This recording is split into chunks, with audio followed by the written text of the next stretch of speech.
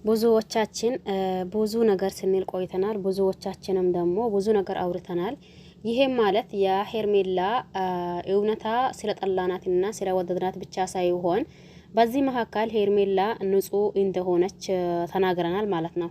ለማንኛውም ይሄን ቪዲዮ እስከ መጨረሻ ድረስ በመስማትና በማዳመጥ ሀሳብ አስተያየት ካላችሁ ኮሜንት ስር ማስቀመጥ ትችላላችሁ። የሄርሜላ ንጹህነት ምንድነው? ሄርሜላስ በምንድነው ንጹህ ናት ልትባል ቻለችው? ወይም ደግሞ ሄርሜላ ላይ ምንም አይነት ጥፋት እንደሌላ በአብርሽ በዛኛው ሳምንት ወይም ደግሞ በዛኛው አንድ ባሳለፍነው አንድ ወር ውስጥ ሄርሜላ ንጹህ እንደሆነች የሚያስታውቅ ብዙ ነገር አለ። በመጀመሪያ ሰላም አለይኩም ወራህመቱላሂ ወበረካቱሁ። ውድና ተከበራችሁ ውድ ቤተሰቦቼ በሙሉ ሐባይብ እንዴት ናችሁ? ደህና ናችሁ ወይ? እኔ ደህና ነኝ አልሐምዱሊላህ። እናንተስ እንዴት ናችሁ? ሁላችሁንም ሰላም ብያለሁኝ። ክርስቲያን ወገኖቼም ሰላም ብያለሁ። ሰላማችሁ ይብዛ እያልኩላችሁ መጥቻለሁኝ። ሲመጣ ምን መሰላችሁ? እዚህ ጋር ማንንም ወደድ ነው ማንንም አደነቅን ማንንም ጣላን መብታችን ሲሆን፣ ነገር ግን ደግሞ ጥፋታቸውን በጥፋታቸው ልክ እንዲሁም ደግሞ ስህተታቸውን በስህተታቸው ልክ ጥሩ ወይም ደግሞ ልክ ናቸው የምንል ከሆነ በዛው ልክ ብናወራ ተገቢ ነው ብዬ ብዙ ጊዜ ነግራችኋለሁኝ። ስለወደድናቸው ብቻ ትክክል ናት፣ ስለጠላናት ብቻ ጥፋተኛ ናት ማለት አለብን ብዬ አላስብም። ለምን እየተካሄደው ነገር የእያንዳንዱን ግልጽና ግልጽ እያያችሁት ነው ወይም ደግሞ እያየን ነው ያለ ነው። በዚህ ባየነው በእያንዳንዱ ነገር ሰሞኑን ደግሞ አብርሽ ልክ እንደ ጥያቄና መልስ አይ እንግዲህስ እኔ እንደዛ የሆንኩበት በዙሪያዬ ባሉት ሰዎች የተነሳ ነው።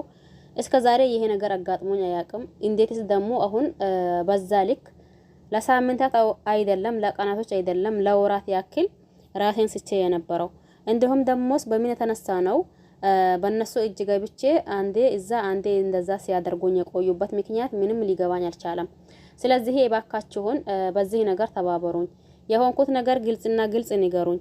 እኔ ችግር የለብኝም ይቅር ይላችኋለሁኝ ይቅር ከማለቴ በፊት ነገር ግን በነገራቶች በእያንዳንዳቸው ራሴ ከመድረሴ በፊት እናንተ ራሳችሁ አይ በዚህ የተነሳ ነው ይህንን ነገር ልናደርግብህ የቻልነው በሉኝና ከዛን ደግሞ እኔም ከልቤ ይቅር ይላችኋለሁኝ። ግን እኔን አያርገኝና ራሴ በራሴ መንገድ የደረስኩበት ለታ እናንተ ላይ የሚደርሰው ነገር እኔ አላቅም። ስለዚህ አሁኑኑ የሆንኩትን ወይም ደግሞ እየሆነው የነበረውን ነገር እባካችሁን ንገሩኝ እያለ ከአንድም ሁለት ከሁለትም ሶስት አንድ ጊዜ ወደ ሄርሜላ አንድ ጊዜ ደግሞ ወደ ሩታ እየሄዳ አይታችሁታል ብዬ አስባለሁኝ። በዛን መካከል ደግሞ አቤልንም አይታችሁታል ብዬ አስባለሁኝ። አቤልም ላንተ እንደዛ ለመሆን ማንም ተጠያቂ አይደለም።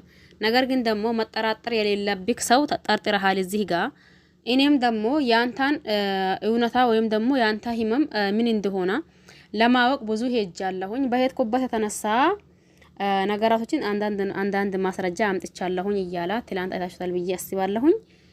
ሄርሜላ ንጹህ እንደሆነች እንዲሁም ደግሞ ይሄ ኤፍሬምና እንዲሁም ሩታ እንደሆነ ተጠያቂው በአብርሽ በታመመው ምክንያት ተጠያቂ እነሱ እንደሆኑ እንዲሁም ሄርሜላ ንጹህ እንደሆነች አውርቶት ነበር። ነገር ግን አውቆ የተኛ ቢቀሰቅሶት አይሰማ ይባላል። አንዳንድ ጊዜ አላ እንደዛ የሚባል ነገር።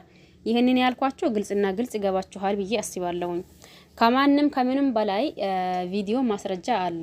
ይሄ ቪዲዮ ደግሞ ብዙዎቻችን ነገር ግን አብርሽ ከሄርሜላ ለመራቅ ሲስተም ነው። ምንም የሆነም ነገር የለም፣ ምንም ደግሞ የተፈጠረበትም ነገር የለም።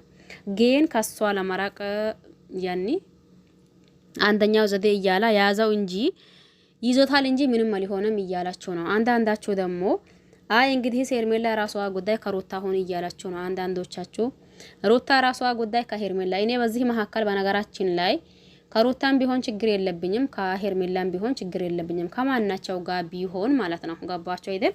ነገር ግን ደግሞ አንዳንዴ ምን አላ መሰላችሁ እንዳልኳችሁ ቀደም ብዬ ስለወደድናቸው ብቻ ልክናቸው ሳይሆን መረዳት ያለብን ነገር አለ።